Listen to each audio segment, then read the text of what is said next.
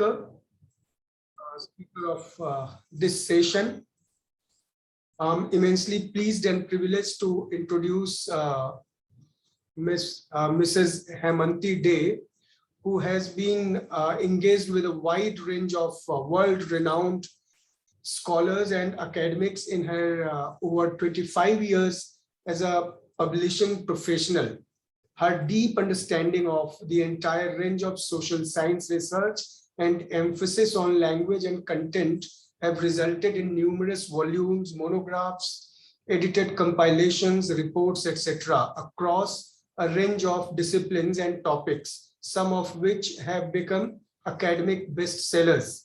While at Oxford University Press, India, where she worked for more than a decade, she nurtured with care the author-editor-publisher relationship that includes India's top academic and research institutions. Her great appreciation for intellectual content that is accessible and interesting for the non-specialist reader has resulted in many popular volumes.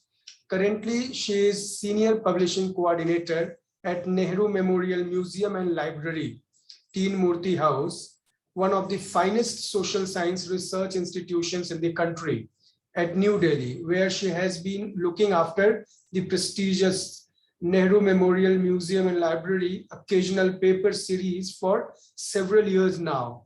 These original research papers in the OP series are the proceeds of invited lectures, conferences, and seminars in regard to historical discourses and the study of the contemporary society through a multidisciplinary concept. Hemanti has a BA Economics Honors degree from Banaras Hindu University and holds a Master's in Business Management, Finance from Department of Business Studies, Calcutta University. A travel enthusiast, she deeply researches India's ancient past and writes on the country's heritage in popular formats. She is regularly invited by research institutions and universities for workshops on ethical standards in research, writing, and publishing, so important in today's competitive environment. So this talk is going to be of paramount importance in my opinion, because ma'am is going to talk about ethical aspect too. She will be talking about other aspects of publication and writing, but this ethical important is something that we all should be aware of. And I don't think other speakers could speak much on that.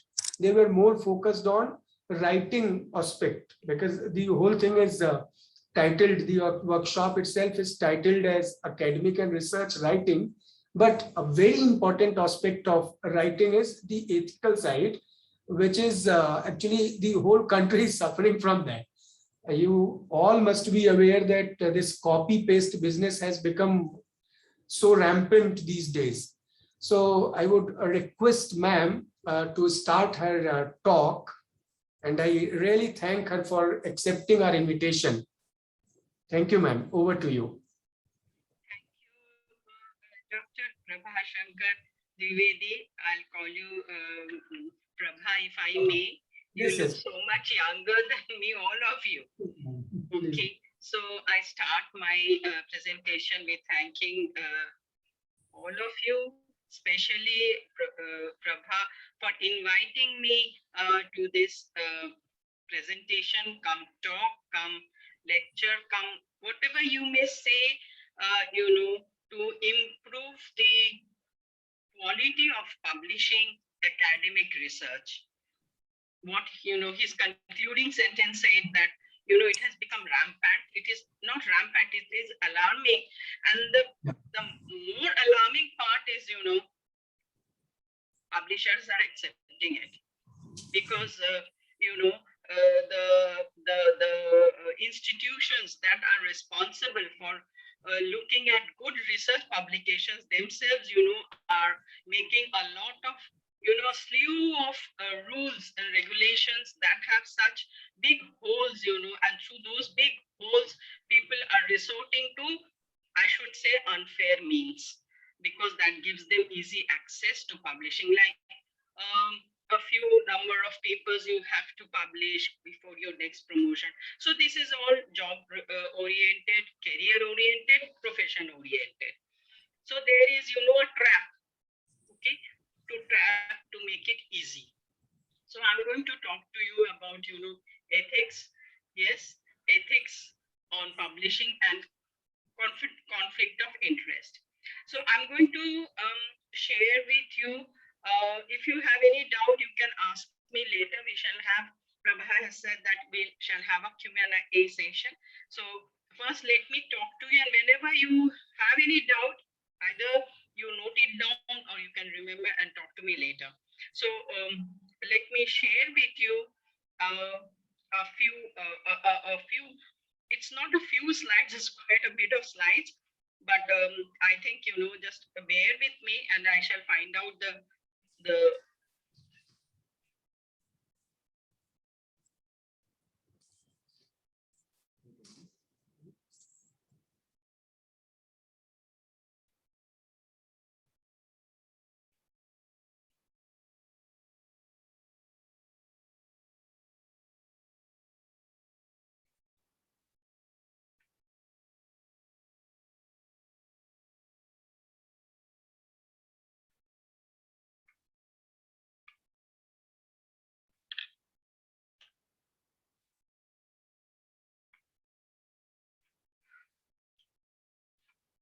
Okay.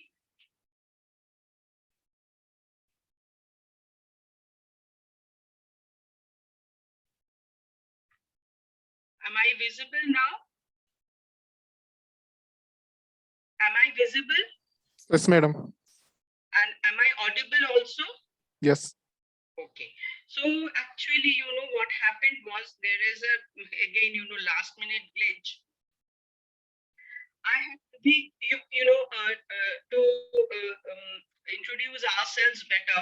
We are a group of people, about 2-3 of us, all from publishing, from Taylor and Francis, from LexisNexis, a lawyer friend, and us. We get together and we move from university to university. They invite us. To teach, to tell people about plagiarism. So a couple of years back, we had gone to Manasthali. Before that, we went to Hembati Nandan Bahuguna. We have also made presentation in JNU to sensitize people about unethical means.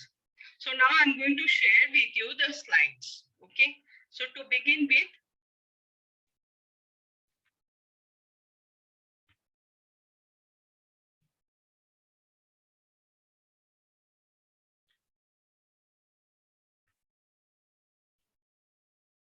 can you see the slide? Yes, ma'am. Yes, ma'am. Okay, I'll make it, one full screen, right? Yes, yes, ma'am.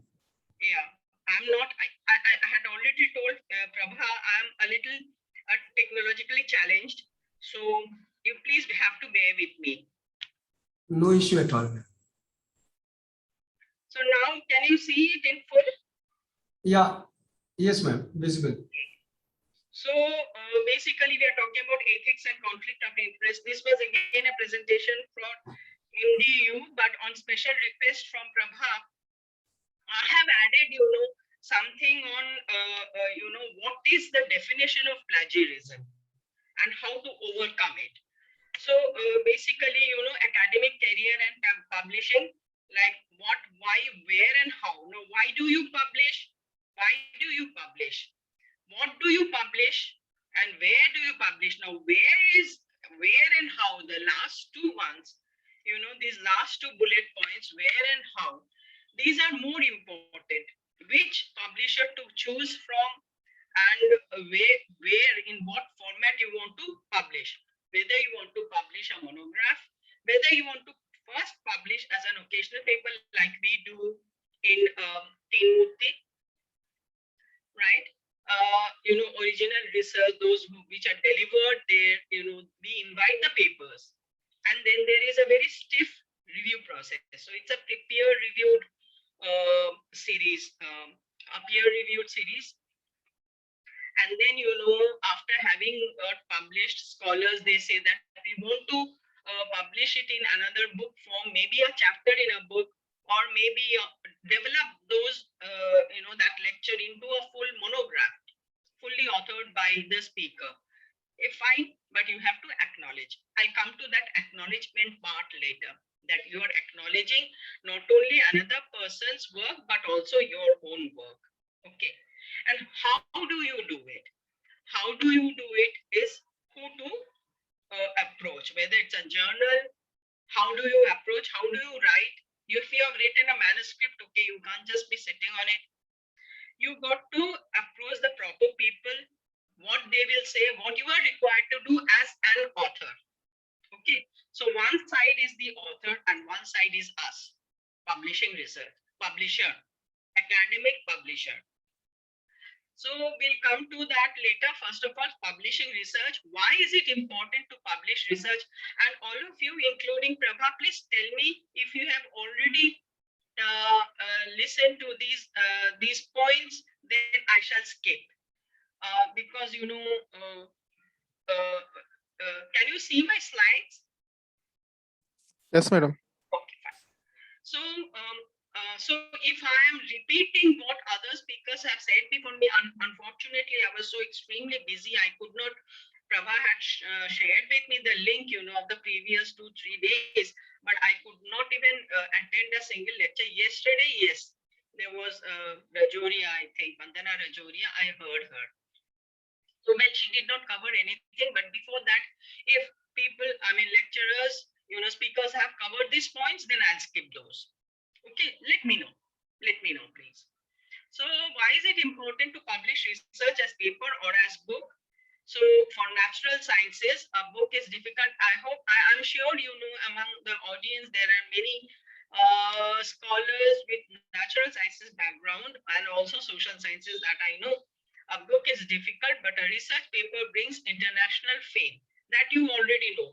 Book is very much localized, but a research paper is not.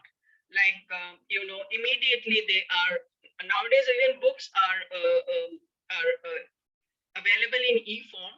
We do in e-form books, but believe me, people still like to buy a book and turn the pages.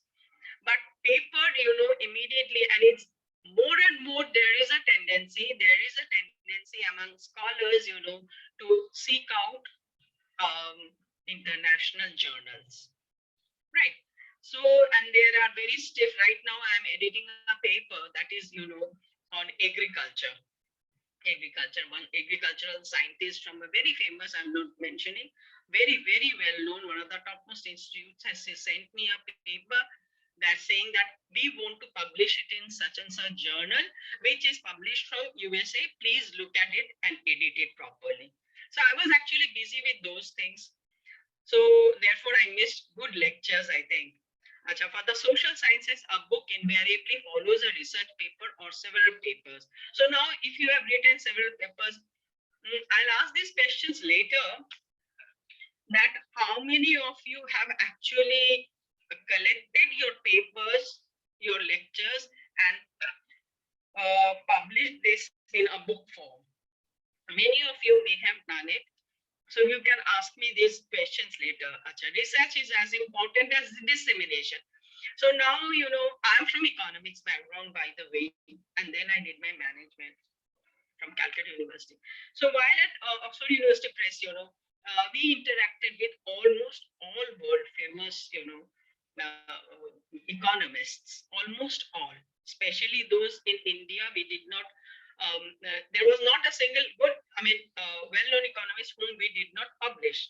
So while commissioning one of those, he was then in Cornell University, you may all have heard his name.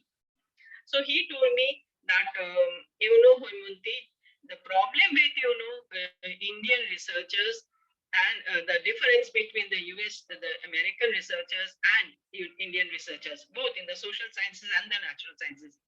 In USA, they write in such a way it is, it is easy to understand and approachable, and even a layperson, not necessarily a strict specialist of the subject, can understand. But here in India, scholars write only for themselves. So the thing is, what, well, for them, there is, because it is publicly funded. If it is publicly funded, then, they have to make it in such a way, in such a format that they do understand, but not, and not make the language dense. Okay. That is the first thing for publishers. First thing. Yes. If it's like in economics, you have econometric models and all that, then it is a different situation. But if you're writing on something, say federalism, you're talking about, say, currency, you're talking about foreign exchange rates and all that. So writing, in a format which is easily understood is not make it dense. People have, scholars have a tendency to make it dense only to show that, okay, we know so much, you don't know anything. That is wrong. Publishers don't want that. Okay, reaching out to a broader academic audience, share with scholars in similar disciplines your findings, personal prestige. So and so I have,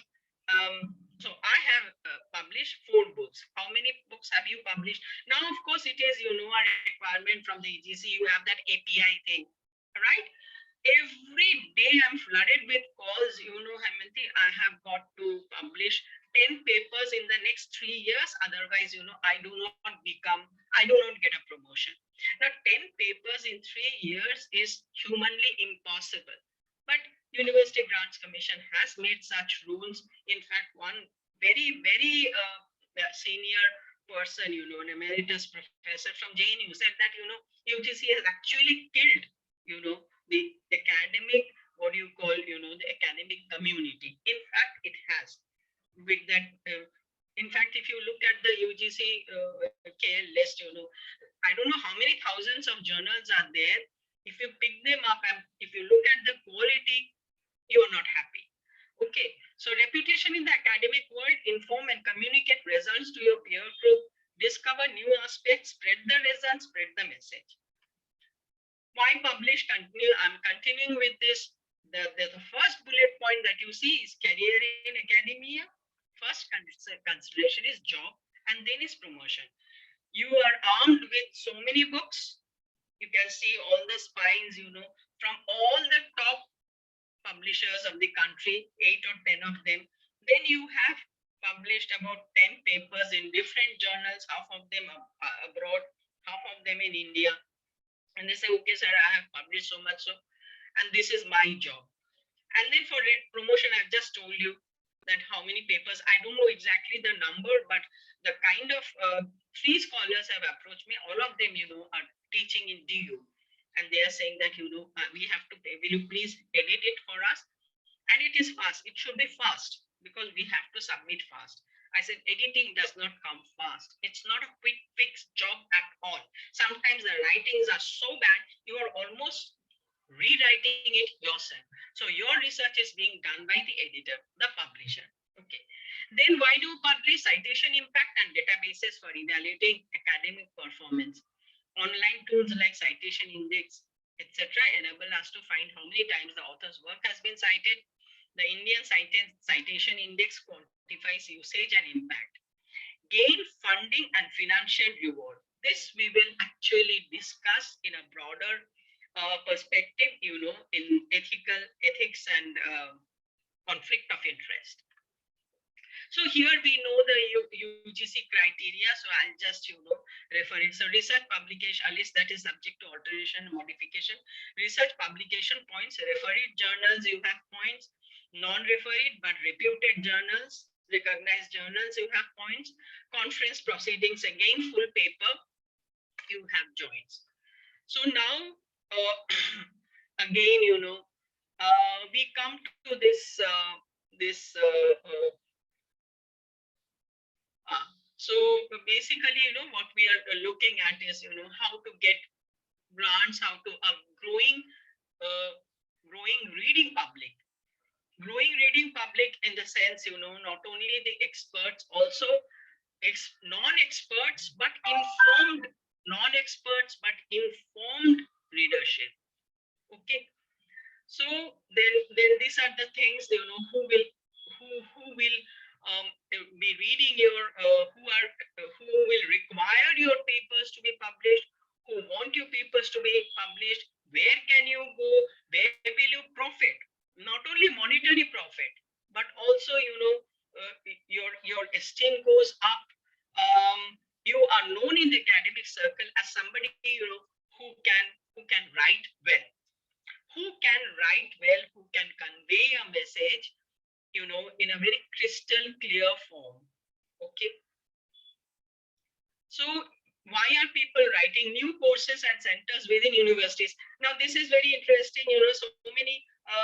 So many new universities are coming up, and so many old private universities are introducing courses. We are doing work for a private university based in Delhi, very well-known university, very well-known. They have started, something like international relations, and they're already holding conferences, holding lectures and talks, and we are become a partner. We have just recently, last month, becoming a partner, and we have just signed a contract that, whatever they publish, we will be, whatever they conduct, whether it's a lecture or a seminar or a conference internationally, we will be publishing them. Okay. So what are you writing? So this is basically all of you must have done these several times. Okay, you are writing a thesis. Now there was a time, when I'll put this in. Yeah, this is very important to know. There were the first round publishers, academic publishers. They would not publish thesis. Why? Because thesis, was the area was very narrow. That's what we were called some about 20 years ago. Okay. So the top rung universities would always say, sorry, not universities, publishers, academic publishers would say, no, we are not taking thesis, expand it. Now, if you have written, your thesis is, on a certain topic, a certain subject, for expansion of that into a monograph having, say, 5 to 6 chapters, either you take a co-author, okay, or you take about 2-3 years, and that is what happened. It was like, discouraging a scholar in publishing his or her thesis, which in our eyes it was wrong. So now things have changed, and they have started taking thesis, because there is always now, you have to understand, a publisher is doing a good thing, academic publisher I'm talking about. But they also have, at the end of the day, they also have to have some, what do you call, financial consideration. So the bigger the readership it is for them, it is good. And I have promoted a lot of young scholars, those who had, they were challenged in languages, but, their research was so good. So we started thinking, why not publish thesis?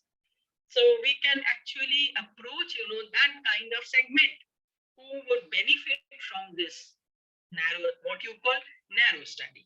Okay. Then you write a book, you write a chapter in a book, and that is an edited volume.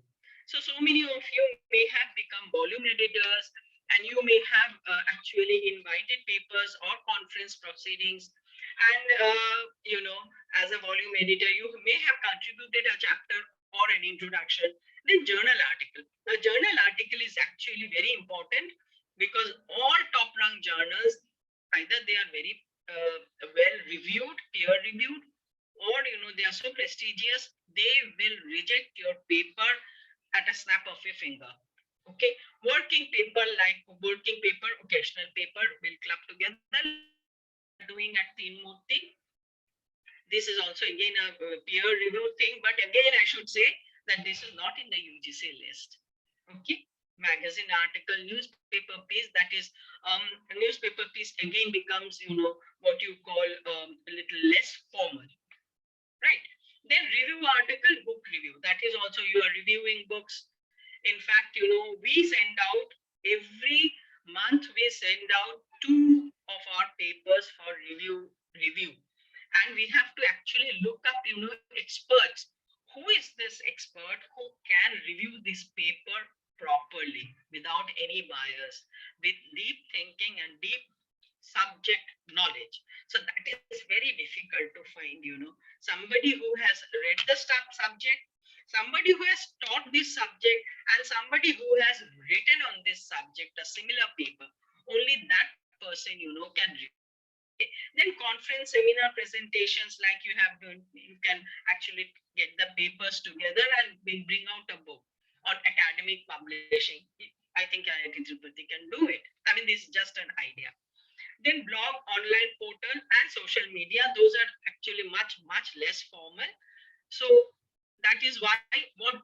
So the topic was that heading was, what are you writing? So I'm sure whatever you are writing, has been covered in this. Okay.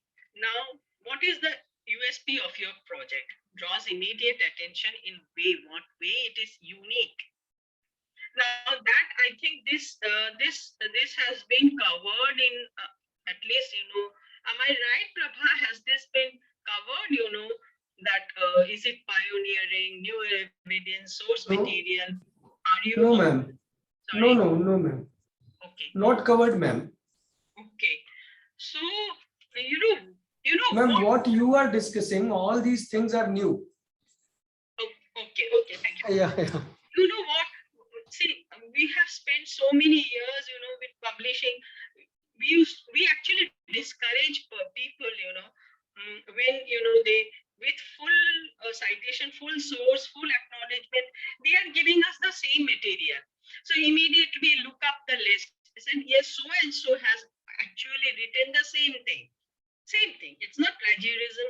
It's not copied or anything, but same thing. So you have not the scholar who has approached us with a manuscript has not added anything new. Okay. So therefore, we send it back saying that we have already discussed this. We have already published a book with this kind of topic. So please look that up. That means what? The scholar hasn't done his homework properly.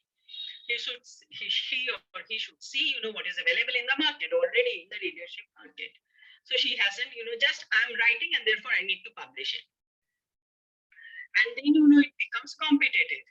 So the kind of readership you are expecting from your manuscript loses 10 points or 20 points because there is already a book available. There is already some material available outside. Okay, so therefore, is your methodology, your framework innovative? That is what publishers look for. That is what you should be looking for. It is first your responsibility, and then, the publisher takes a call. No, we know that we have published this, or so and so. Say ABC publisher says, let me look up XYZ.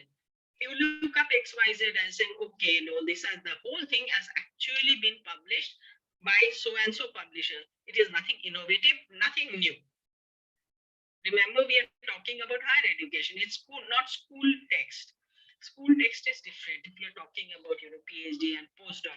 So there has to be something is your analysis, your conclusion different from others? Are you revisiting earlier model theory? Okay. Is your research pioneering?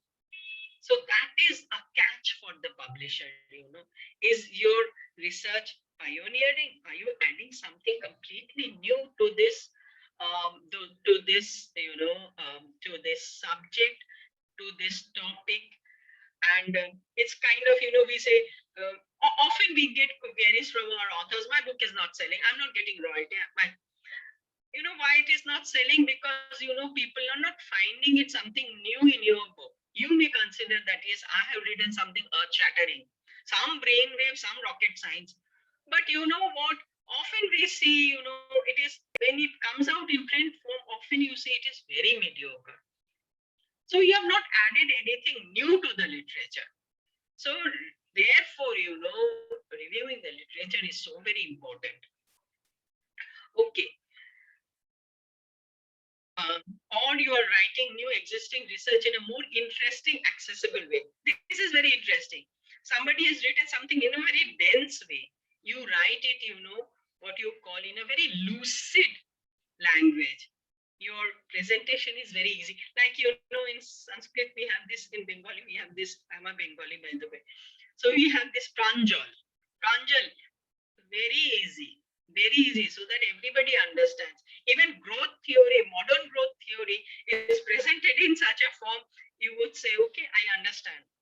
Okay, writing on an area having a popular demand. Now, this is again, non-fiction, I would say. Non-fiction, yes, a lot of scholars, academies, they are writing. Of course, they are very senior. They have written so much. So now they convert their, jargon into a lucid, understandable language. Okay. So this is what, your area of knowledge. Now, what is the impact quotient? Now, impact quotient, we think we have in the previous slide. Citations, book reviews in the simplest term, they calculate the average number of citations over a specific time period. For example, social science citation index and Scopus. I think, I don't know, I may be wrong, but I think Scopus is the most popular one among academics, right? Then journals also have rankings. I hear often from our scholars that so and so journal, if you publish in so and so journal, then you get 10 points. If you 10 points or whatever X points, if you publish in a journal which is journal from abroad, okay, foreign journal, then you get more points, additional points. Okay, and then discoverability.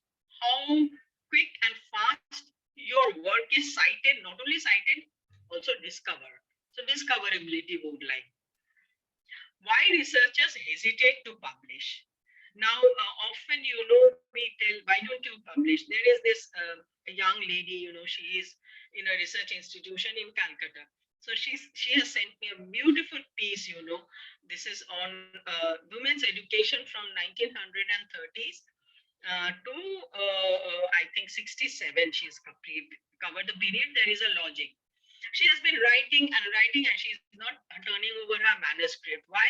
She is hesitating, and she's going on correcting it, going on. There has to be somewhere you have to stop writing and hand it over to the publisher. No, what if I made a mistake? So there is the reviewer. There we have the editors. Will tell you why do you feel shy, you feel embarrassed. Everybody makes a mistake. Even the biggest of the big scholars, they make mistakes, and we point it out, with our pencil that, we do not find your source. Finding source is so very important, acknowledging source, acknowledging original source is so very important. People don't do it either intentionally or, they just miss it. It should not be. Okay, so now too busy to publish, too picky and critical of your own work with this lady, with this scholar, and she's brilliant. She said, no, I'm not satisfied. I'll revise it and I'll send you the final draft. So it's been going on for last 2 years. She has still not, and then because of COVID, I was not able to travel. Otherwise, I always look her up when I'm in Calcutta. And then who to approach? This is again a big question. Everybody wants to publish with Oxford University Press. Why? It's not, I'm not telling you that, go somewhere else and give them a chance. It's not a question of chance.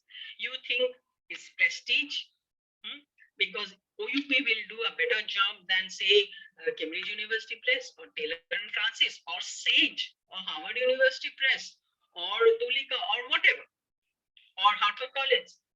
Do you think, so every day. There is a scholar I met, he was writing on Sri Lanka, the Sri Lankan conflict. And I said, have you sought out a publisher? Have you kind of, shortlisted publisher? He says, no, I'm writing yet another book. I said, that is on what? That is on J&K, Jammu and Kashmir. So I said, what about this book on Sri Lanka that you have almost finished? He said, my first book will always come up with OUP. So OUP is in Oxford University Press. I said, good for them, good for you also. So most frontline academic publishers hesitate to publish PhD thesis. This I've already explained to you, already discussed, why we used to reject, plain reject, and there would be a line, a tagline, the company policy is not to publish, which is actually, at that time, it seemed natural. Now I feel it seemed rude. It seemed very rude because now publishers, they are new publishers, they are accepting thesis. Okay. Now cost to the author is again, how much would it cost? How much would it cost? Do I have to give you in print form? Do I have to give you? No, everything is now electronic available. Just send us, in PDF, not PDF form, Word form. Zillions and millions, of books are being sent online. Why do you have to take a printout? And that is very costly. That actually invites cost. So that is also one of the reasons I do not have enough money. Therefore, how to go about it. Think it is controversial matter? Yes. Now this is a very sensitive matter. Today, today we cannot say a lot of things. We cannot do a lot of things. Today we cannot write a lot of things. The moment, we find that this could invite trouble to the publisher, immediately the publisher, closes its doors. No, this is change the language, Don't criticize. Criticism has become, one ticket for what you call, I should not use the word, but again, criticism is not taken well today for anything, whether, it is a system, whether it is the institution, whether it is some particular person or persons, some particular thought, yes. So criticism, you cannot criticize, not only let alone criticism. You cannot write about certain persons, certain institutions. So for now everything is controversial matter. Everything is controversial. I hesitate to write about someone. For example, who spoke against, I'm writing a book in the sense I'm actually preparing the chapters on the Bengal partition. So there are so many people, that I have found while I was going through the primary sources. These people, they had stood up to certain thoughts, certain, ideological thoughts. Those ideological thoughts are now present. So I'm hesitant about bringing those people, their utterances, their correspondences. If I wrote something, brought their correspondences in situ as is and produce them in my book, I will be in trouble. I'm also a consultant to publisher, South Asia Press, and they always constantly consult me, ma'am, is this okay? Is this okay? And I have to constantly say that do not publish anything, do not publish anything that may invite trouble. Okay. Rule of ethics and plagiarism, conflict of interest, this we are going to do in a big way. Do after this part. Now, part 2 is publishing in journals. Now, identifying a journal is very important. What should I submit so that it doesn't affect my overall book project? Now, I have got 7 chapters, For example, I'm talking because I'm writing on partition and Bengal. So I can always, I can give you my example, So I started with, the, what you call, the undivided Bengal. Then, Bengal divided, that is partition of Bengal 1905. From there, I have started. And I'm going to end at 1967. There's a particular reason for that. I'm not saying now. So I have divided that into periods. Instead of taking incidents, of Quit India movement, this, that, and the partition. So I have taken basically, the periods. So one big chunk of this one is going to be my focus is on the refugees. And that came in thousands and lakhs of them, of which 80% were, scheduled castes. So my focus is on that. Okay. So basically 1, 2, 3, 4, 5, or right now I have 5 chapters kind of in my focus. One of them I want to publish in a journal just to invite, why? Referee comments. They are so important. Am I leaving something? Are there gaps in my argument? This is my analysis. This is my conclusion. Is my conclusion wrong?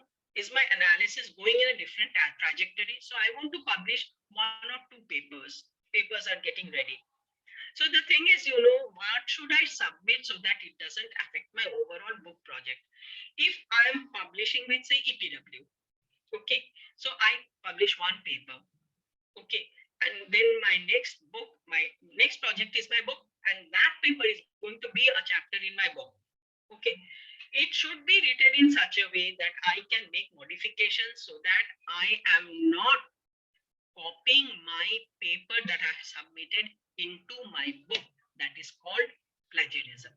Not only from another person, from my person as well, because from me as well, because I have already published with the publisher this journal, and it is now their property. Even if I hold my copyright is another issue. Okay. So assess suitability, read aims and objectives. What are the aims and objectives of this journal? For example, EPW, we take that. What is the aims and objectives of this journal?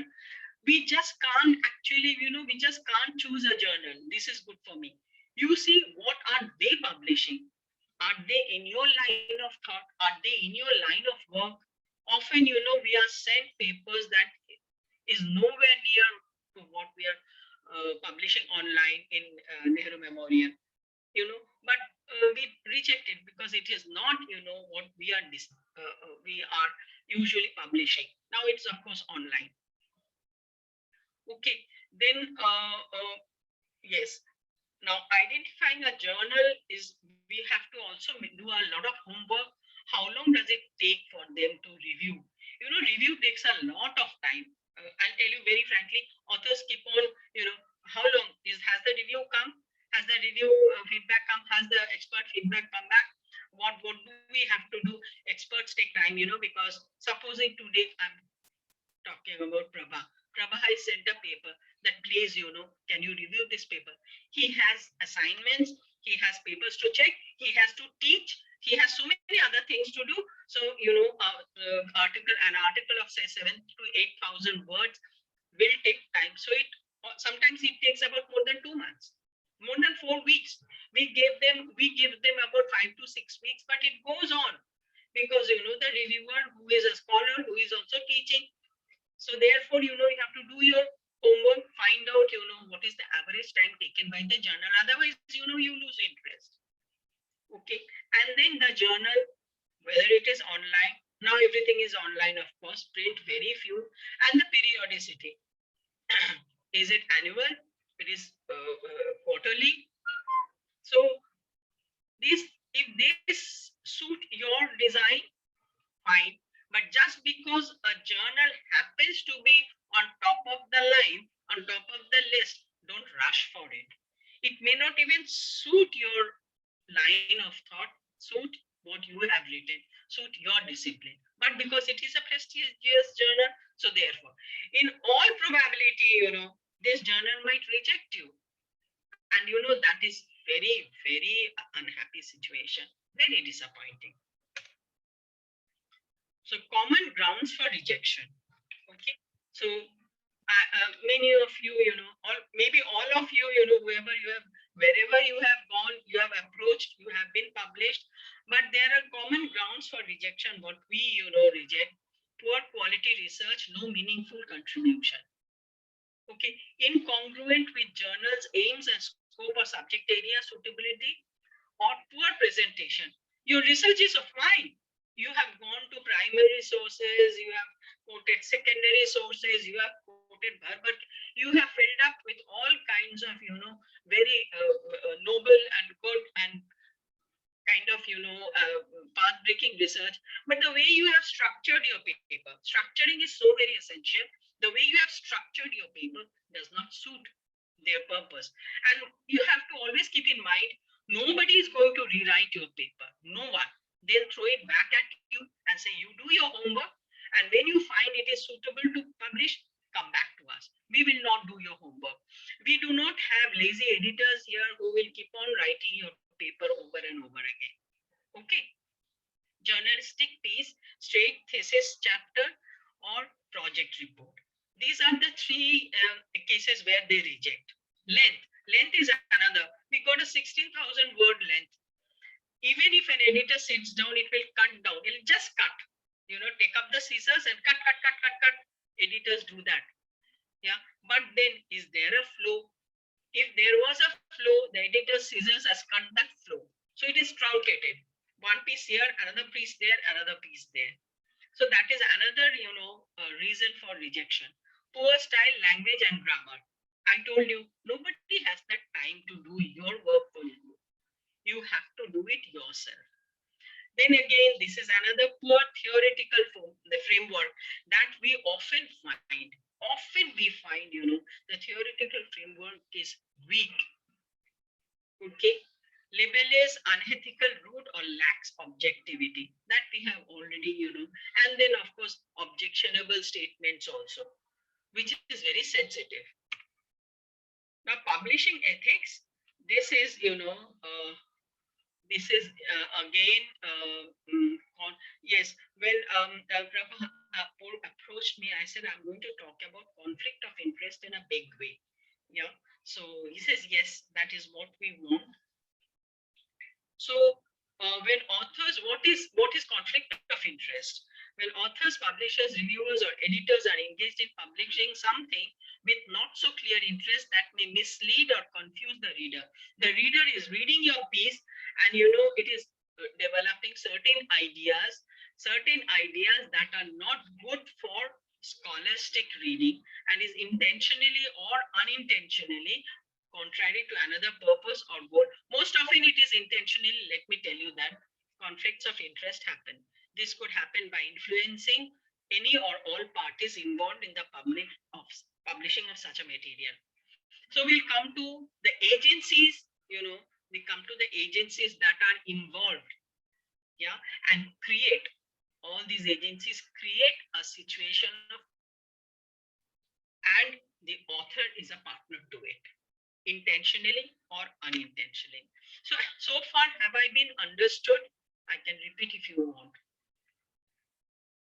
So conflict of interest in academic research publishing says may be prevalent in the following: research funding, authors, journals, journal editors, book publishers, peer reviewers. So research funding.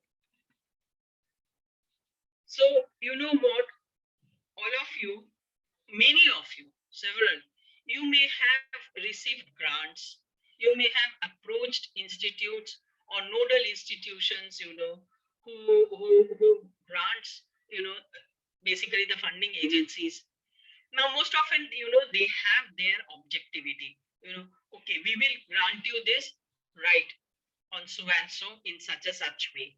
You want to write, about a situation, about maybe a historical event. Maybe a historical event, I'm talking from my own point of view. You want to write about, in contemporary history, maybe you're writing about, let's say, the freedom movement. Okay. So now there has been some event and you know that, who were the influencers. The funding agency says, no, we will definitely, grant you a big research grant, if you write it in such a, they will not tell you straight. They will not talk to you in a direct way. They'll, make you understand that what they want. And they want you to write it in such a way that, fulfills their aims, fulfills their purpose. Okay. So this is again a conflict of interest, big conflict of interest. Ethical issues may underline the researcher's reputation in the academic world and impede his further progress. Yes. What is the fallout? This man, he's not the scholar. He is not, he is not able to stand up to them and say, no, sir, I'm going to write this. These are my research findings. Even if you do not give me a grant, I'm going to go ahead.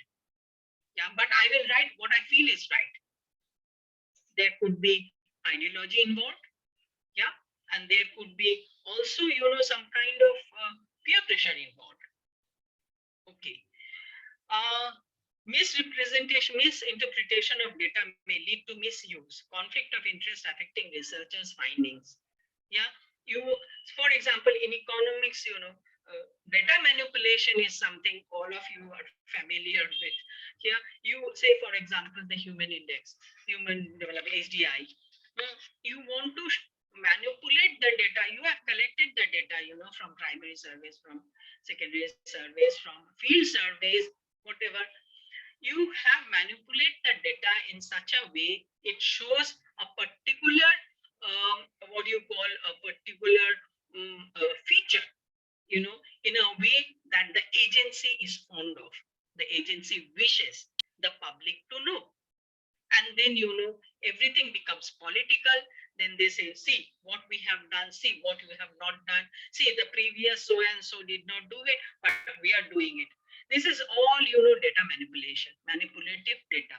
So this again conflict of interest. You have got a research grant, you have got 7-8 research assistants assisting you in collecting the data and collating them together and putting forward a report, but that report, it is skewed, okay, because you have to have that grant. That is very rampant. Unavoidable conflict of interest. So students are usually assessed by saying, Acha, this is again, conflict of interest. It happens with all of you, I'm sure. I mean, happens in the sense can happen. There is a chance, okay? There is a chance that, that it can happen. Conflict of interest is, if you are teaching, okay, see, influence assessment. When postdoc PhD students seek employment, ask their professors for reference, teachers become both judge and promoter for the same student.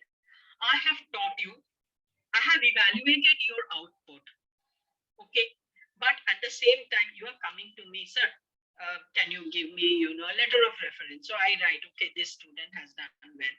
I have assisted you and I'm promoting you. That is again conflict of interest. Often a teacher is tempted to pass a student even when the student's performance is below par, and she should fail. Why? Because otherwise the professor's teaching comes under scrutiny.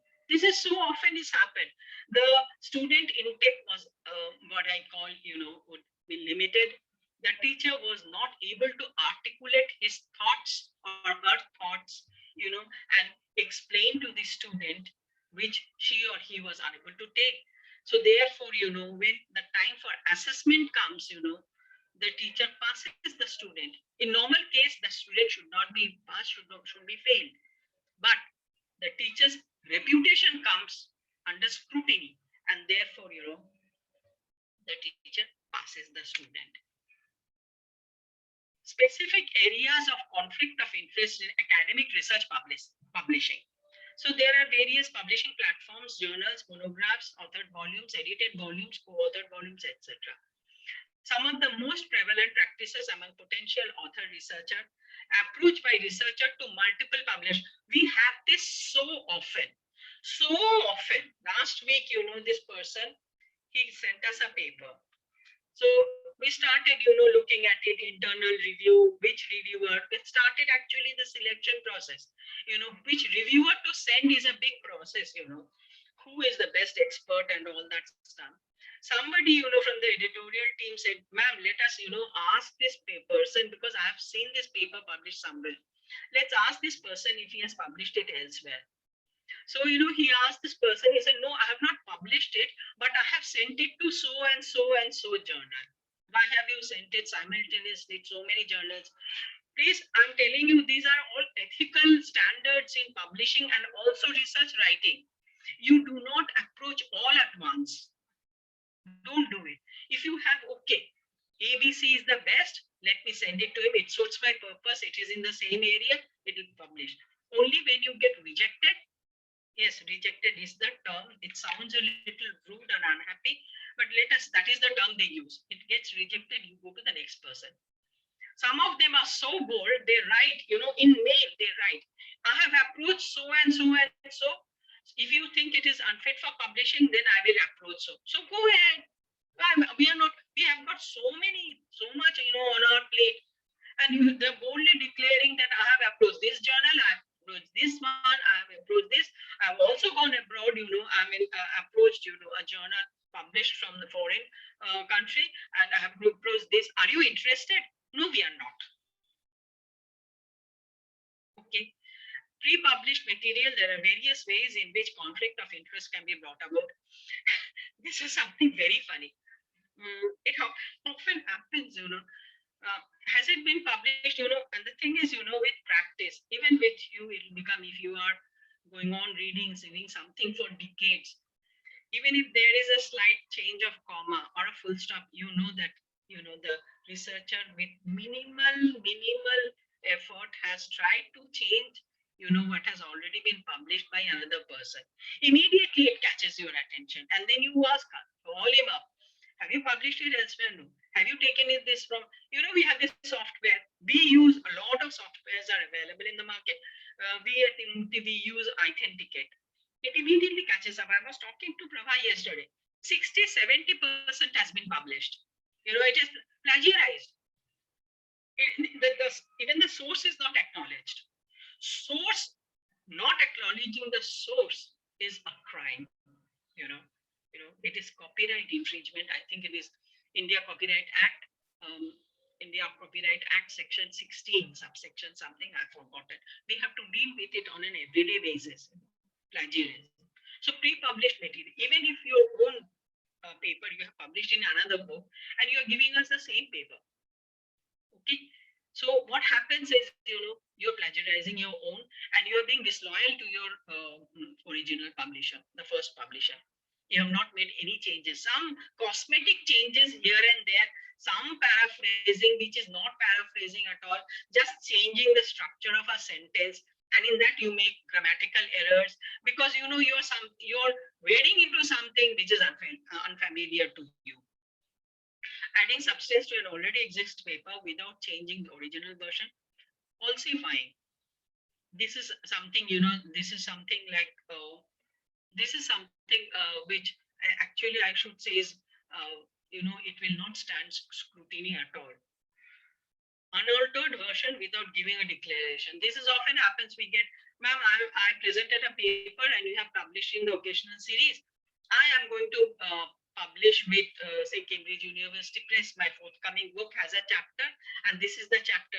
May I have your permission? Immediately we say, please go ahead. The moment they seek permission, honestly, nobody, no agency, neither a journal nor a publisher will say, okay, please, no, don't, you cannot use. Of course you can. Of course you can. You are adding to your scholarship. Of course you can, but just, add a line, acknowledgement line, that this chapter or this much portion is a pre-published material from an earlier book published by so and so, date so and so. Be honest. So declaration of conflicting interests policy by peer-reviewed journals. So even peer-reviewed journals, they have their own declaration policy. Offering your paper to other journals simultaneously, which we have already discussed, lobbying of legislators or legislative bodies who may have interest in the submission. Now, this often happens, abroad. In America, in Europe, I have heard that, they have something, a district, whatever, they have their constituency. They want to write on the water body. Okay, they want to write on the environment. So they have a group of people who will speak their language, who will talk their, what they want to say. They will make available, they will make public those statements that, the legislator or the political figure wants them to say. Okay. Then on editorial boards, advisory panels of journals. Now, again, in journal, I'm coming back to journal, conflict of interest happens, when one of the board members, is a relative or a close friend or your neighbor living next to your flat, they say, okay, please go ahead. I know this person. So even sometimes he or she does not even declare that I know this person, but please go ahead. Yes, this can be published, which is wrong. Okay. Self-plagiarism overlaps with conflict of interest. Now, what has happened is, again, I have told you self-plagiarism. If you have published, now I told you about this person who is teaching in DU, as an assistant professor. Now she says, you know what, for my next promotion, I have to publish 8 or 10 papers in the next 3 years. But you know, they have all come in my book form. Obviously, you know, you have to be a superhuman from another planet to dish out paper after paper which are absolutely new. You have to beg, borrow, and steal from your own publishing, from your own pre-published books or papers. So now, you know, she wants me to mix and match and, you know, continuously going into that software. How much of it is plagiarized? Plagiarism in the sense, not plagiarism, as I would say, copy, a repetition. And now she has brought it down to 16%. I think 16% is allowed. So I said, now you're free. I have altered your paper thoroughly. So it was somewhere around 46, and now it's come to 16%. I said, now please, you can publish this paper. So she says, ma'am, is it self-plagiarism? I said, no, it is not. But it would have, if you had published in its original form. Self-plagiarism means you are copying your own paper. Even that you cannot do. He said, no, I wrote that paper, and therefore, you know, I can write this. This is also my paper. So what? I'm not copying from anybody. No, the publisher has published your paper. They have invested, you know, their resources. It is now there, you know, what is intellectual right. You may have the copyright. The intellectual right rests with the publisher, and therefore he or she may raise. He or she may raise. With impunity, people are publishing, you know. Now research is what? You just take 2 books or 3 books and you start copying, and then you are acknowledging the source, of course. The level of academic research has, I'm sorry to say, has come down so much, so much. Everything is easy fix. Everything is easy fix. Everything is, you know, like we used to, you know, when we were in college, and we used to laugh at others, you know, physics, reading physics without tears, something like that. People would read digest, you know, for even at graduation level. So everything has become so easy. Take something from the net here, take something from the book there, take something from this, pack them together, and your paper is ready. You have not, you do not have your own analysis. There is no conclusion. What is new from your side? Nothing. But again, you know, PhDs are coming. I'm sorry to say that, but you know, the kind of PhD candidates, those who send their papers to us, you know, out of 10, only 2 or maximum 3, you know, are really saying something new that can impact the society, the economy, the polity. Okay? 7 of them, you know, should be thrown into the trash bin. Sorry to say it again. They are so bad.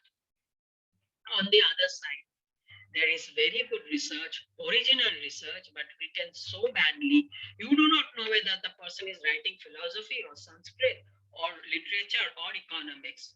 So there we invest a lot of time. Our editors sit together, decide, and then, you know, the complete paper comes out, you know, with headings and subheadings and second subheadings, annotate and properly source, all footnotes with all endnotes or footnotes, or you know, embedded citations and everything. Then, you know, when they come back saying, madam, you have done a wonderful job, madam, your team is so good, you feel happy. We tell them that your research is good, so it was good, you know, to work on it. Okay, so that is a very gratifying moment for us. Okay. The editor may decide not to publish your article on the basis of any declared conflicting of interest. Achha. This is again, you know, the review process. Review process is something I told you, you know, how far we have to go to particularly find, you know, I think, you know, I'm going to catch each one of you, you know, next time we want to review something, and I'll say, I've found, you know, a beautiful cache of scholars who can review papers for NMML. So responsibilities of editors, our responsibilities, you know, our responsibilities when we look at a research paper. What is our responsibility? Thorough scrutiny of paper manuscripts. So wherever you write, yesterday I was listening to Vandana and I was saying what she was talking about, you know, what we are writing, the body of the research, how it is written and all that. But from our side, we pay more attention, to what you have written. Okay, so thorough scrutiny of paper manuscript for obvious signs of conflict of interest before sending for review. Has it been plagiarized? No. First thing we put in the soft copy. First thing, we read it. You will be surprised to know, supposing it is, 7,000, 6,000, 7,000 word paper, half of it is written in bad English.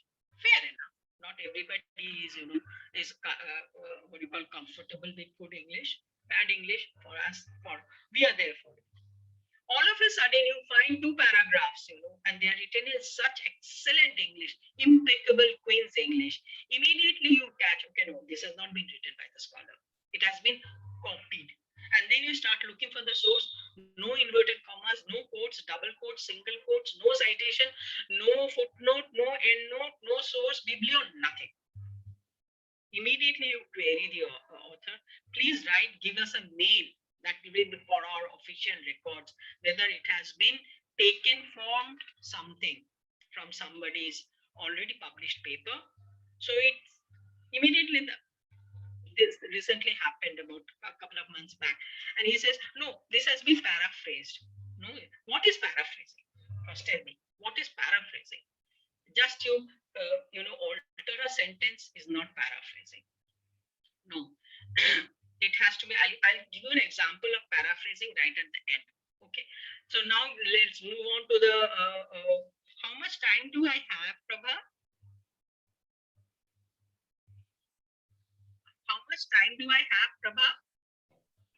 Ma'am, you have 45 minutes more.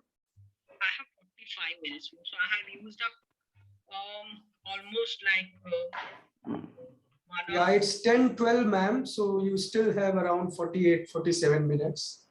Roughly 50 minutes, right? Yeah, roughly 50 minutes. Roughly 50 minutes with question answers.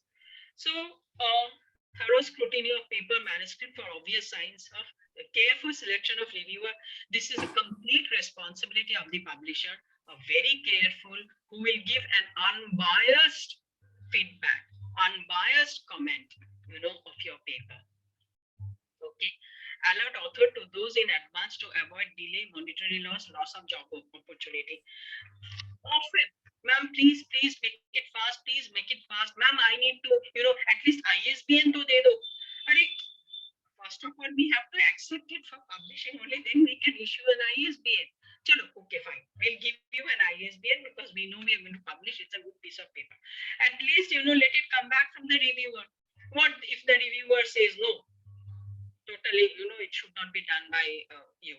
It should not be done by then what? So we have to tell them in advance that we cannot give you an ISBN right now. Okay, let it come back from the reviewer. After reviewer also, we take about a month and a half. Okay, for the whole entire editorial thing and putting up on, on the internet. So, be prepared. There is no rush. If there is rush, sorry, we won't do it. Don't rush us. So most of the time it happens, but then there is always a push, please, this author, this scholar is, applying for a job. So this applying for a job is so important, so sometimes we actually set aside all our work and then, we start concentrating on this. So issue an ISBN and do all the necessary things, everything, and then we publish the paper. Reviewer having guidance. Now here is again conflict of interest. Your own teacher is our reviewer. So there is a declaration. These are the 7, 8 reviewers. We see first of all, who was the guide of your PhD and whether that, his works you have cited in your book. So immediately turn to the biblio part. How much you have quoted from the authors, from the prospective reviewer that we have shortlisted. The moment we find, you have only quoted him because you have only, quoted his book and taken from his book. Okay, he is rejected because he will be, see, it is very complicated. Okay, because he or she will be immediately, he or she is familiar with your work, instantly recognize that it is your work. and then the review becomes biased. So that is what we want to avoid. Okay. So reviewer having been guided, supervised by the author, receiving personal professional benefits from a review. Okay, close relationship with researcher यहाँ author. पे personal management होता है जो पुरानी Sorry. Hello. Somebody said something. Can I Ma'am, continue? it was actually, ma'am, it was by it mistake. seems. Yeah, someone turned on this microphone, ma'am, by mistake, it seems. So,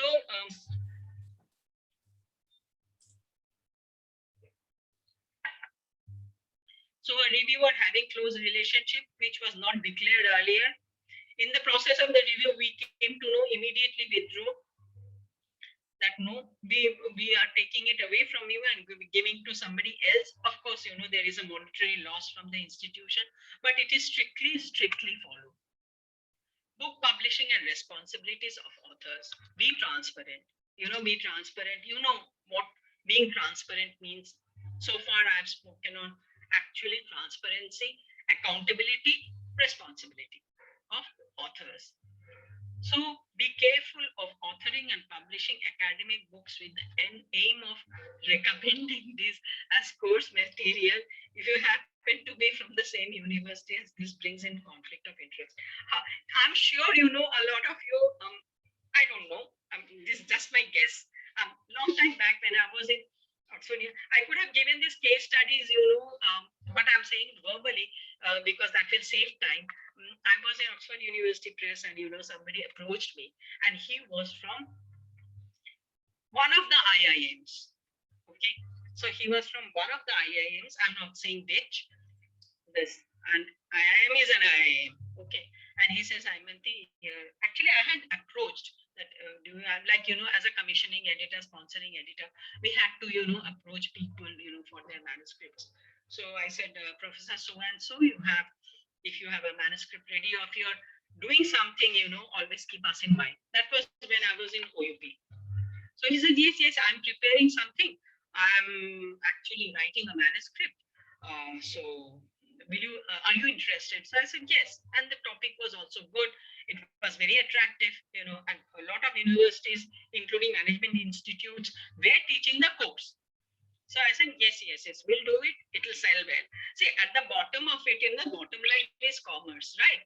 Even if your intentions are wholly academic and very benign, at the bottom line, there is always, you know, commerce, especially for what you call, you know, publishers, especially for commercial publishers. It could be university publishers, university presses, or it could be like Taylor & Francis, which is not a university press, not a university press, but yet, you know, it's an academic publisher. So the bottom line is commerce and also reputation. Yes. So and so publisher, you know, publishes some very good academic books, titles. So I said, yes, so certainly we will be happy to do it. And we'll also have to do it, you know, do a market survey, what kind of market this will, you know, attract. So he says immediately, oh, you don't have to bother about that. I will make it a course material for my students. So I said, how can you make this a course material? No, I'm teaching the subject. Well, that time, you know, we fell for it. But now, as days go by, you know, I feel that maybe I was a little responsible, you know, bringing out this book, knowing that all at a time, at one fell swoop, about 300 to 400 copies will be sold. Why? Because not only in that particular IIM, it would be going all over all the IIMs in India and abroad. Okay, the topic was good, but he was a professor. He was in an influential position. He could have influenced his colleagues from other IIMs, other management institutes. Also, not only IIMs, other management institutes. So I was thinking, okay, so this book will sell 500 copies at one stroke. Why not do it? So we did it, and we sold. Not only that, after that, you know, there was a reprint and then a new paperback edition. The book is still in circulation. But, you know, this is again conflict, and this is unethical. I'm teaching the subject, I'm forcing my students, and if you don't buy, there is always, you know, an unwritten underlying, you know, a hidden sentence.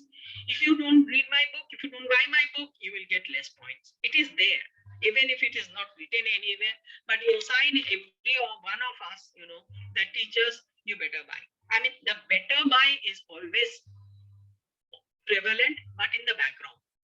So publishing edited volumes, monographs from publicly funded academic journals with commercial interest. Now this, let me explain, again read it.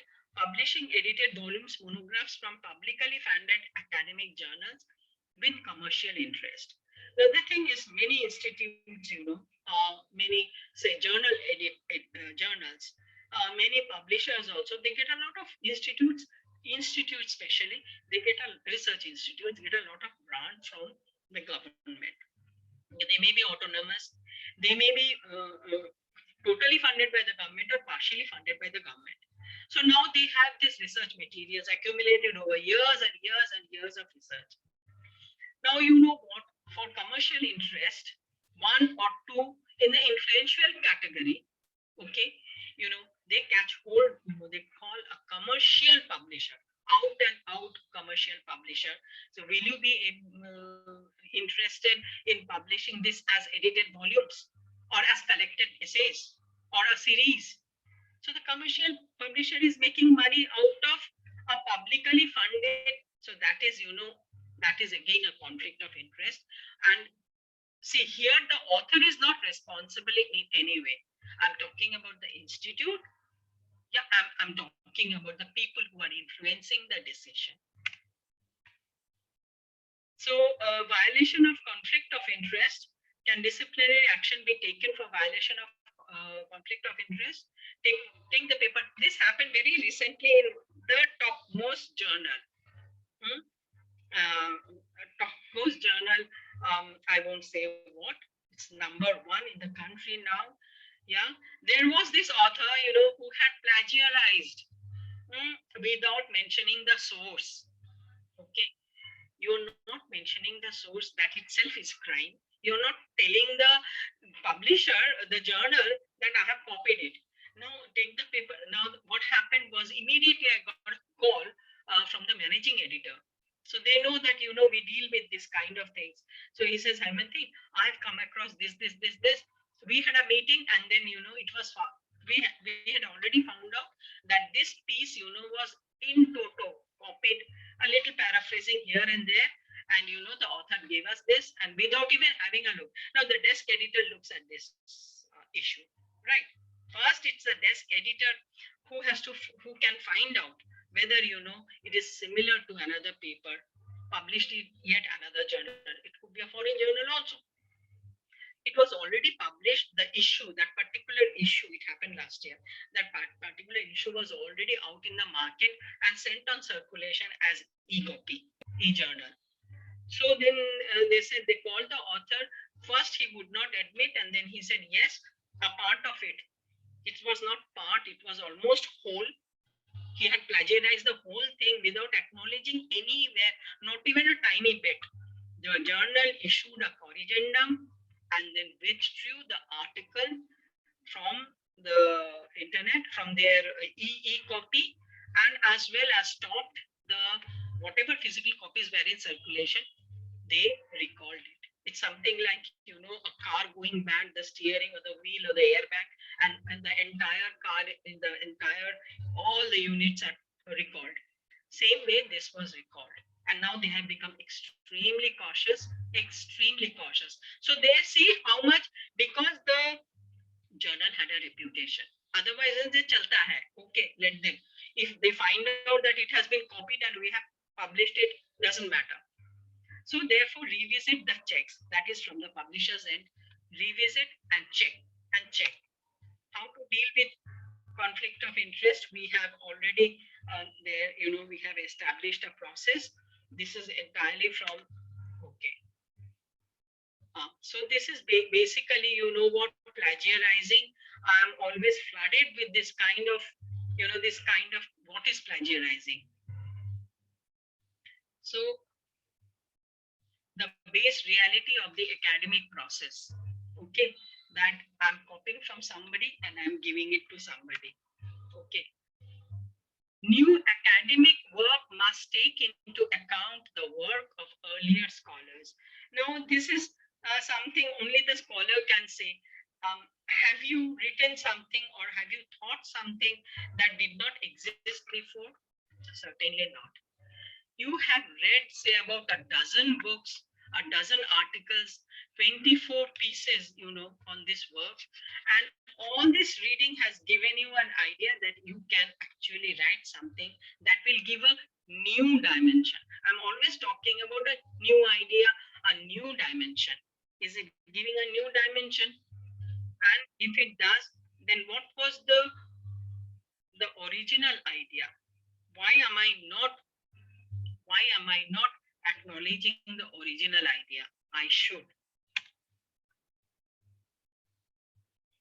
New later scholars need to establish that they have fully understood, got a grip over the old material. This happens with all of you, I think, and it happened with us also at the publishing end. You know what? Have you understood what you're going to copy? Leave alone the plagiarism thing alone. Leave it aside for the time being. What I am going to write, what I'm going to copy, have I understood? Have I understood fully? Have I got the grip over the old material that I'm going to, what I have read so far, 12 books and 13 papers? Have I understood in such a, it's a clear crystal form in my brain, and therefore only I can write something not absolutely new.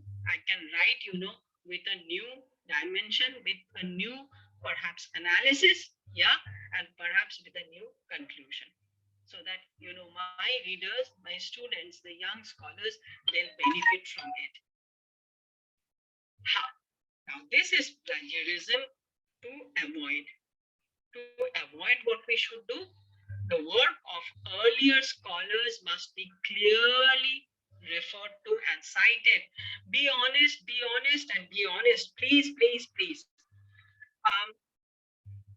If I have a chance, I can actually show you, within quotes. Within quotes. No reference, no footnote, no Q numbers, no nothing. Within quotes, and then the author writes.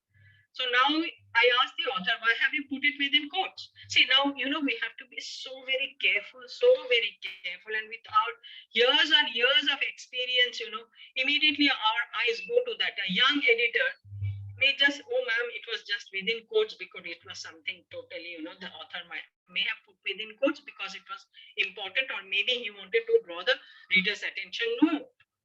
Within quotes money, what he did, the chunk of say one whole paragraph of 5-6 lines has been taken. Okay, has been taken, but without acknowledging anybody. Okay, the work of earlier scholars must be clearly referred to, cited, either in the biblio or as endnotes. Some have footnotes. We prefer endnotes. So either as footnotes or, in the beginning only you issue an acknowledgement that, the work has benefited from previous works by A, B, C, D, E, F. Let it be 42 people you have referred to. Mention all the 42. Otherwise, you are cheating the original writer. Okay. It is quoted. Now you can see the quoted within single quotes or double quotes, that this has been taken, or write in italics or bold or underline or whatever. Within quotes is the, what you call, the most usual thing, the most accepted form. It's a standard format. Okay. Discussed, explained, compared, and critic, the original part, which you have borrowed from another person. Because that person, she has worked her head off. She has actually sweated it out on her own research and presented a splendid theory. And you are doing the easy one out, taking it out of her thing without referring to her, without acknowledging, without even a thanks to her. Maybe, you have not even written to her that, ma'am, can I I'm sure each one of you would be very happy if somebody quoted you with proper acknowledgement. There is no fear, there is nothing. Why do you feel? I often wonder myself, I think I'm going to ask you this question. Do you feel that, if you acknowledge, then your scholarship is in question? I don't know. If I acknowledge, if I've taken a paragraph, without paraphrasing or anything, what goes for paraphrasing is, I'll tell you, sometimes it's really bad. It's really bad. Because here is your bad English, and here is again your very good English written in bad English. Immediately it catches the publishing editors' attention. But if I'm quoted somewhere, I feel happy. Immediately my index goes up, the other index goes up, isn't it? It is that what is that the term called, where how many times you have been indexed, how many times you have been quoted. So it immediately goes up. But if you're not acknowledging my work, now you're cheating me, you're cheating the publisher, you're cheating yourself. So that is plagiarism, should be avoided. You are referring to every moment you should feel responsible, you are accountable, responsible that, I should refer this. I should give the credit to the original author. And therefore, this is my analysis. This is my take from this paragraph. That is even better. Discussed, explained, compared, and critiqued. Now, paraphrasing again, is a gray area.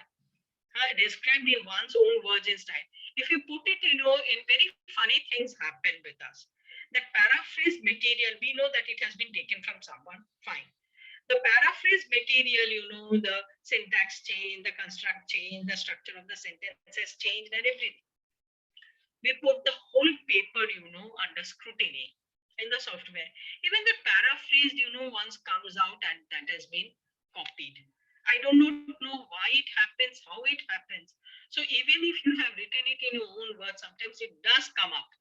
Or, parts of the sentence come up. So, what is happening in the publisher's end, you do not know, they really. But these days, what I'm finding, to my great consternation, to my great disappointment and unhappiness, I was talking again, the same point came up. He says, I know this scholar, young scholar. He has already published so many books. He's the volume editor of so many books.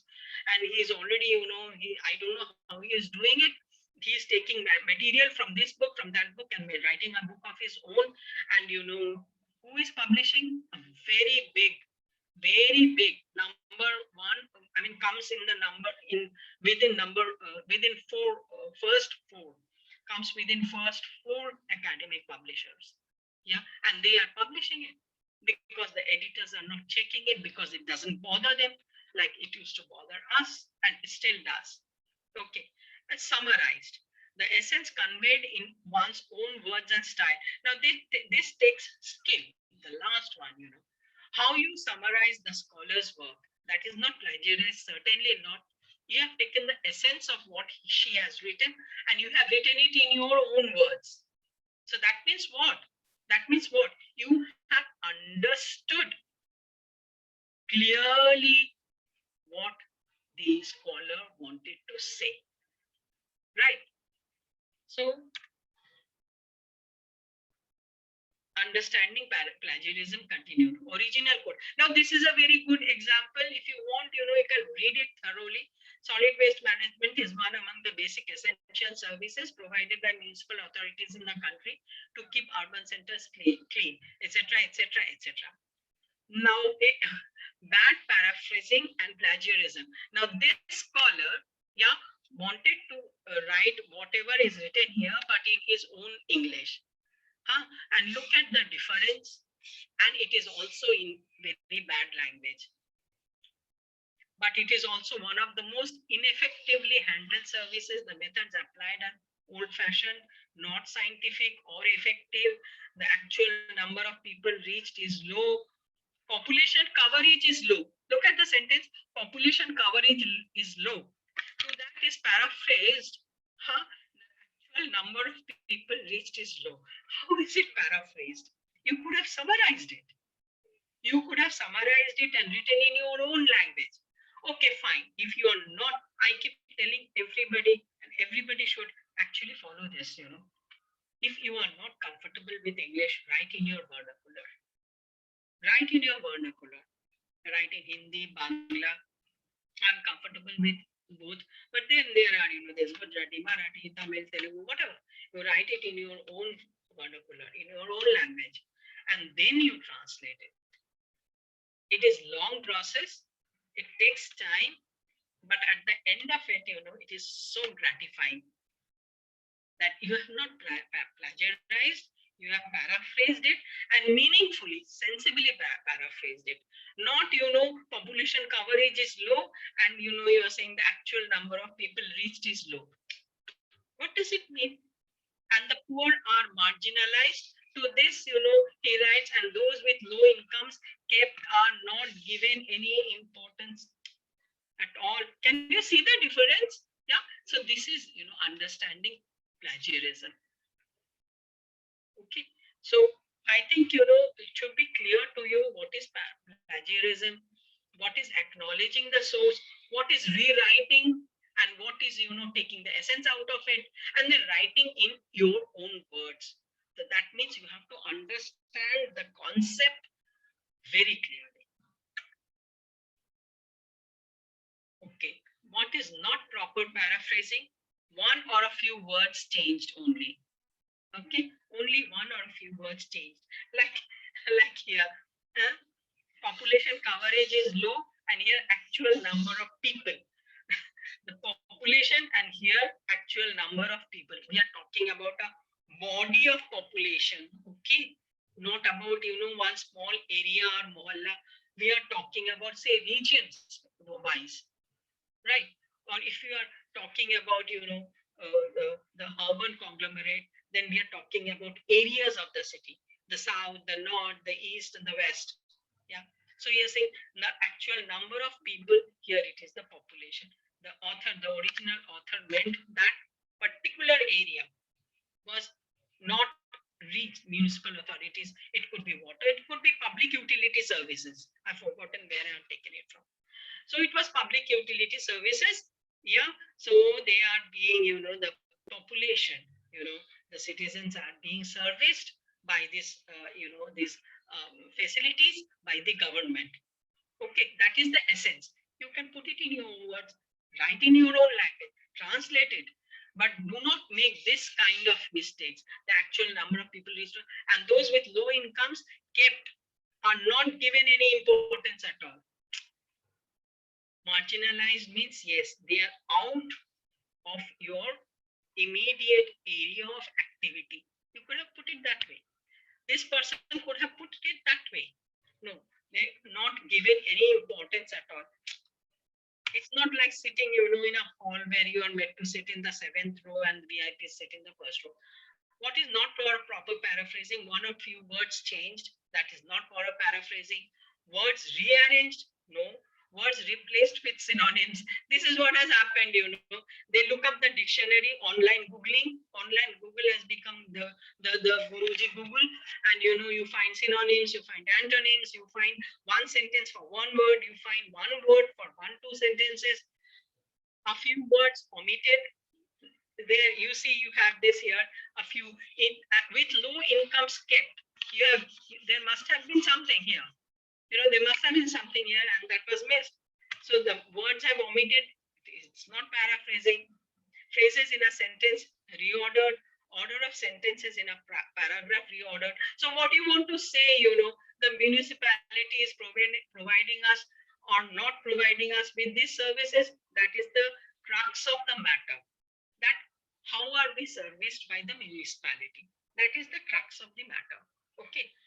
What is the focus? That, how many people are benefiting from it and how many people are kept out of it. That's it. Okay. So what you write, how many people are benefiting from it and out of it, it comes first. And then, the services that is being provided, services that are being provided by the municipality. So you have just, changed the order of the sentence. That is not, proper paraphrasing. So here, if you want to go, if you want to go, I had actually downloaded. I was looking for, whether there is any penalty. So this is Harvard Graduate School of Education, Principles of Paraphrasing. So you can, refer to this. So now we come to the end of our discussion. So if I have left anything, anything, I'm going back to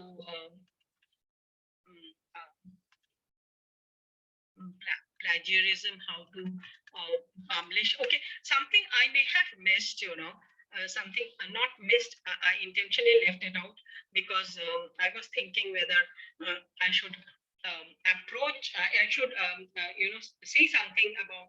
I've not made a slide out of it because I was actually talking. I wanted to um, emphasize on ethical publishing and ethical research writing. Okay, that was my intention.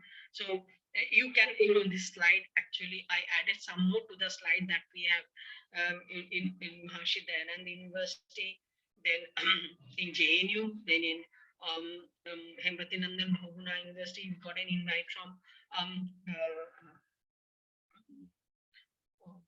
Assam, Guwahati, from Cuttack Ravenshaw College, yes. And then from this college, a very famous college, and now it's now a university in Guwahati. So we go around, sensitizing people about, what is ethical writing, research writing, and ethical publishing. So there is, publishers are also at fault because they want to add to their number of books. See, this year we have published 150 original research, 150 books, across the humanities and the social sciences. Economics, we have done 52. In history, we have done so many. In philosophy, we have 23 books. All new arrivals. You open the of any first round university press or commercial academic publishing house. You open their site and you come across, every day there is a new edition. Every day, so and so has written on gender, so and so has written on marginalized community, so and so has written on women empowerment. I mean, these are what you call the catchwords these days. So you Google and all these books come in front of you, and they've all been published in 1 year. Where do you get so much material? Where is the time you have devoted for research? You have not. Everything is like, in a nutshell. Like we used to do, when we were in college and school, physics without tears, economics without hassles. I mean, those kind of, digests. That is not research writing, and that is certainly not research publishing. But because publishers are also kind of running after authors, I'm sure all of you have been approached. For compiling a manuscript. Now, how you write a manuscript, I have not touched upon that. You may have already gone through this several times, but the thing is, whenever you approach a publisher, do not, to all of you, my request, do not send your manuscript.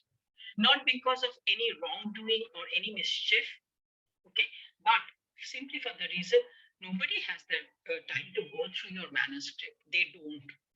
They simply don't. They will ask you, you write to them that I have a proposal. Every publisher worth its salt, has a publishing form, a proposal form.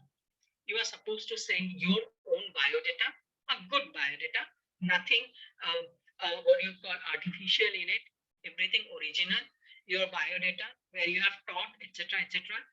Then the purpose of writing this book, it could be for your promotion, it could be like you have so many papers you have not published, you're compiling them in one book. I think books fetch less points than research papers. However, yeah, I think so. Basically, and then, TOC, they call it, that is table of contents. That is most important. How is your table of contents? Okay. And then, a summary of your introduction that you may have already prepared, because if you are ready with a manuscript, you're ready with your introduction. And if you're ready with your introduction, then, it must be like, say, 1500 to 2000 words. Always mention in words, not in pages. A page can be so big, it can be so big, it can be so big, it can be the size of this A4 size, or it could be like size of this, we call it a demi size. So, this will have, say, 350 pages, 350 words like this. If you open it, it's a report form, this will have 800 words. So do not say how many pages. This will be, say, 300 pages, and this could be only 80 pages. So write in words. And then you say that this is so long, this is words, and this is the readership, and this is the area of, your research, and what kind of, you have not published it anywhere. The publisher is the first, this particular ABC publisher is the first publisher you have approached. Do not ever say that I have sent my manuscript to all publishers all over the world and including the outer planets, etc. Don't do that. Yeah, you are the first. Always publishers want to know, and they won't keep you hanging. They'll certainly not keep you hanging. Everybody knows, aware of your what do you call, the promotional aspect. Yeah. And there is also prestige that, yes, I'm a published author. Nobody takes you seriously if you go and say, oh, I have published so many books, under so many years, in so many years, I have published so many books, I have edited volumes. Conference volumes, are not really edited volumes. Conference volumes are really checked, rarely reviewed. If it's a 3-day conference and there are, say, about 27, 28 speakers, out of that, just about 7 or 8 make it, should make it. I'm not saying they make it, but then should make it. Then there is always a pressure. There is a volume editor. Ideally, he should go through each and every paper. Yeah, there is plagiarism, there is new context, there is not only that, repeat of ideas that was presented a year back, yet another conference. All this is, very important for the publisher to know. So you have your own biodata, you have the title of your book, you have a subtitle of your proposed manuscript, you have a table of contents, and then you have a synopsis of your introduction. You have already finished writing your introduction, so send a synopsis. Nobody has the time to write 10,000 words, read 10,000 words. Just keep it under 1,500 to 2,000 words. That is the gist. And then also write your conclusion that this was the purpose and this is my conclusion. This is my analysis is so important. The publisher will immediately know, okay, so this author, scholar is brilliant and she is presenting something which we have not published before. Okay, and then your body text starts. If you are all ready with your manuscript, do not repeat, do not send your manuscript to the publisher. If you do, and if it readily agrees, then that publisher is not worth pursuing, because that publisher has only its interest, not yours. Because he Excuse me, ma'am. the number, just number that we have published so many books. We have published A, B, C, D. Big authors, I'll tell you very openly and very frankly, I have discussed this with an economist, who was in the government, advisor to the government several years back. Very fond of me. In fact, we learned so much from these authors, so much from authors that, whom we had edited. So the same thing, he says that, if somebody approaches me now, I cannot go back, some 20 years when I was actually writing new ideas. I cannot produce anything now. Plain and simple, open. I cannot write anything, only my name. I'm a brand with this particular publisher. And therefore, they will publish whatever I write. Not only me. He says, not only me. There are others in my group. Economists are there, social scientists are there, political scientists are there, historians, they're not writing it. History, of course, is a different matter. Now history is being rewritten with so many trajectories, like a coronavirus thing. So everybody comes up with new ideas. What was left, what was avoided, what was ignored is coming back in a new form. I'm not talking about history. I'm talking about economics. I'm talking about sociology. I'm talking about political science. I'm talking about literature also. Yeah, newer things are happening, are there for you to search, but you have to do a very what you call very hard work, because for senior authors they have, I'm telling from my point of view is they have nothing new to add to the existing body of research. So always look out. We are looking out for newer, fresher authors as young as you. I know, I think all of you are quite young. I mean, quite young and energetic and coming up with newer ideas. So basically, I come to the end of my lecture, and it is kind of 10:52. Am I done, or should I? You have questions?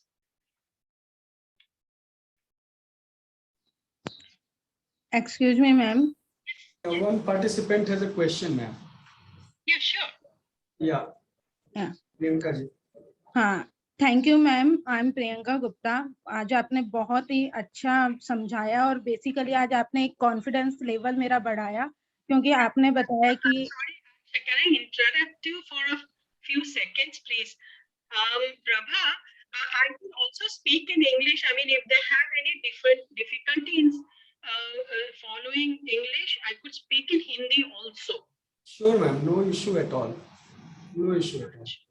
Yes. Because I sometimes, for previous ones, I was asked to speak majorly in Hindi because, Okay. the students would not have been able to follow English.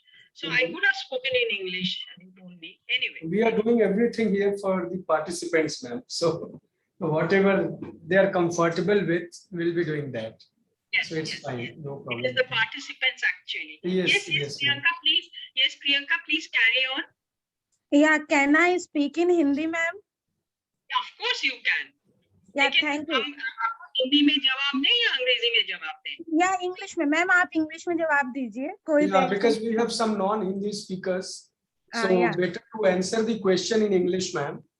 Okay. Yeah, let her ask the question in Hindi. That's not an issue. Yes. Okay, thank you very much ma'am, thank you.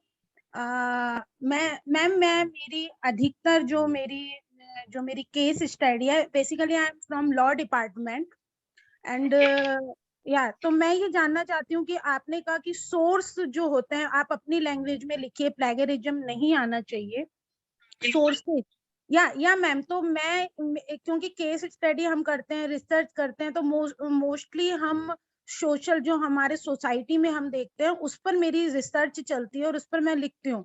तो लेकिन मेरे में एक hesitation है, क्या मैं उसको, क्योंकि सोर्स तो सोसाइटी है, जो प्रैक्टिकल नॉलेज है वो मेरा सोर्स है, सेकेंडरी मेरा कोई सोर्स नहीं है, तो क्या उसे पब्लिश किया जा सकता है? क्या मैं उसे पब्लिश करा सकती हूँ? क्योंकि मेरी बहुत से कुछ मेरी स्टडीज हैं जो मैंने अपने आप की और मैंने सोसाइटी में, जैसे लैक ऑफ, जैसे मैंने द क्रिमिनल जस्टिस सिस्टम में जो हमारी डेफिशिएंसी है उस पर मैंने अपनी स्टडी की है, तो क्या उसे पब्लिश किया जा सकता है? क्या कराया जा सकता है?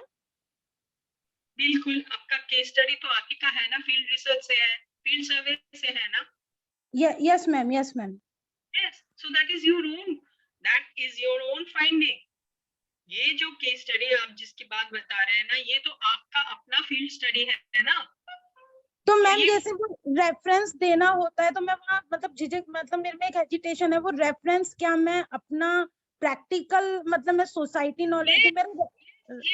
Yes, always from field study so and so. The fact is, Priyanka, for this you don't even have to mention the source.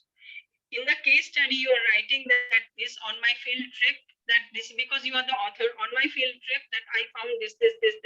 You have interviewed people, right? You may have interviewed people, you may have seen an incident, you were witness to certain happening, all this is yours. Then you can, if you at all want to mention some source, you can, mention the locality, the date. That's it. Date is so very important. Nobody would have seen the same incident on that same date at the same time. So this is your own. Definitely not plagiarism. This is all yours. your own. Thank you very much, ma'am. Thank you. Well, really, I'm really obliged to you. So many cases there, but I really agitated to publish कि ये publish होगा या नहीं होगा. Thank you very much, ma'am. Thank you. Very, thank you.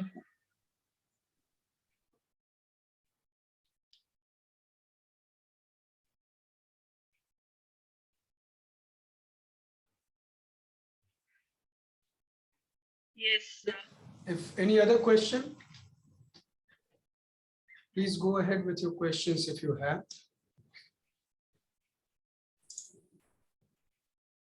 Any other thing that you wanted to ask, Prabha? Did you want to ask? Is there anybody in addition to what I have said? Ma'am, may I ask something? Yeah, please. Ma'am, actually, since you have so much of experience in publishing, I just want you to know. May I know your name and your? Yeah, my name is Bharat Kumar. I teach, ma'am. He is my colleague, ma'am. Colleague. He is an associate professor at the Yeah. Department of Humanities and Social Sciences, IIT Tirupati. Actually, ma'am, suppose when manuscripts are sent for peer review, either for journals or for books, what if the ideas are stolen from there by the reviewers? I mean, have you come across this anything in this regard, ma'am? In your experience? Can you come up with the sentence, the question again, please? No, ma'am. In the peer review process, Yeah. is there a conflict of interest, in terms of reviewing the books? I mean, in terms of, suppose I get to review some new idea and then I may use it before the book gets published or my paper gets published. Have you come across? See, this is again, the moment you are putting up your manuscript for publishing, it is open to a certain section of the scholarly community, right? So here, it is kind of, you mean to say that whether, your ideas will be stolen. Highly unlikely. It can get stolen by by anybody's. I'm not saying only by anybody's, it often happens that, I get to hear that so-and-so scholar's guide has stolen his ideas. So-and-so, supervisor has stolen his students' ideas. This idea was put forth by the student, but the supervisor has stolen it. Was written by the students, supervisor has stolen it. So this is happening everywhere, all over the world. But for a reviewer to do something, that is highly unlikely. Highly unlikely. I'm not saying there is a 0% chance, but it is highly unlikely because they look at the book like we get. I told you how often we get our papers reviewed. Mostly it comes like if it is really good, it's saying yes, the ideas are original. Now, see, when the reviewer says the ideas are original, he may have learned something from that. He may use something like that, but certainly not plagiarized. Certainly not at the review process. Because, they look at it like an examiner. Okay. And at the back of it is, the publisher. The publisher has sent him. That way, your idea can be stolen at any place, from any place. The moment you put your manuscript, on the internet, or you're sending somewhere, it can be stolen. Your ideas can be stolen. But this is a foolproof method, they say. But to date, we have kind of, got hundreds of documents reviewed, papers, reports, and monographs, edited volumes. So far, we have not come across any such case. But yeah, you are putting it up, it's a good question, but it has not happened so far. It has not happened so far, number one. Number two, even if the idea gets stolen, you may have also got, not stolen, I said copied. So you may have also copied this idea from some source, right? So you're not putting forth, see, the thing is, if your analysis is new, nothing can alter it. Nothing. So the reviewer is not given the analysis, given the paper just for review purposes. That's all. They don't have so much time. As it is, we have to prod them every second week. Where is the review? Where is the review? Where is the review? Right? Put yourself in the reviewer's place. Have you ever reviewed a paper yourself? Yes, ma'am. Yes. You did? Yes, ma'am. So let me hear it from you. How was No, your ma'am. review? No, yeah, of course, ma'am. I mean, I published less, but I reviewed more. So in that sense, this used to bother me sometimes. So when you reviewed the papers, you must have reviewed dozens of papers of unknown people, right? It is, yes, yes. see, while I was discussing peer review, it is double blind. You know the term double blind, right? Yeah. Double blind in the sense the reviewer doesn't know the author doesn't know the reviewer. Yeah, yes, ma'am. Yeah, it's a foolproof method, right? So when you were reviewing your papers, the papers that were sent to you, did you ever think that, okay, this is a good idea, I could have written this? No, of course, ma'am. In a sense, because publishing, I mean, of course, good journals seems to take a lot of time, and then some of these things. I mean, many predatory journals or all sorts of journals are there. So, I mean, similar versions of these things can be published much before than the so-called original publication. So that slippage used to bother me sometimes. Yeah. Yes, it would bother you because you're a very serious scholar. But most of the reviewers, I'll tell you, they just skim through, and at one glance, they know that, okay, this will make a good paper, but not certainly go so much deep down that, okay, this idea can be stolen. Not that way. It doesn't happen. So far, it has not happened with us. But yes, there might be one chance in a million.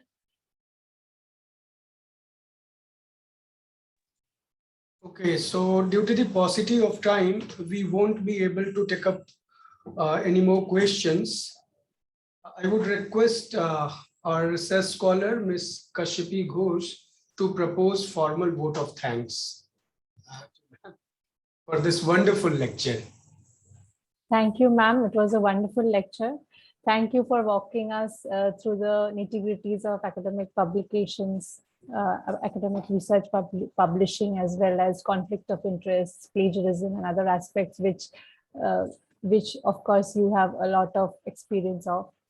And thank you so much for accepting our invitation. We would also like to thank our sponsors, AICTE Training and Learning Academy, and to all the participants who have turned up and made it more engaging. Thank you so much. Thank you so much. Thank you again to all of you for listening to whatever I said. Most of what I said, it comes from my experience. We learned the very hard way, very, very hard way. We have interacted with economists like Amartya Sen, and we were wrapped on our knuckles for making mistakes. Okay, so we learned through our mistakes, and and that's another story. So I'll tell you later. So basically, we learned through very hard work and learned, but today's editors, today's academic editors, I should say, they are, so like everything is quick fix, everything is online, Amazon and Flipkart. So editorial work has also become like Amazon and Flipkart. Everything is online, quick. But if you learn, if you go deep inside, you will enjoy, writing and approaching a publisher. And anytime you have a problem, my email ID is with Professor Prabhashankar Dwivedi. You can get my email ID from him.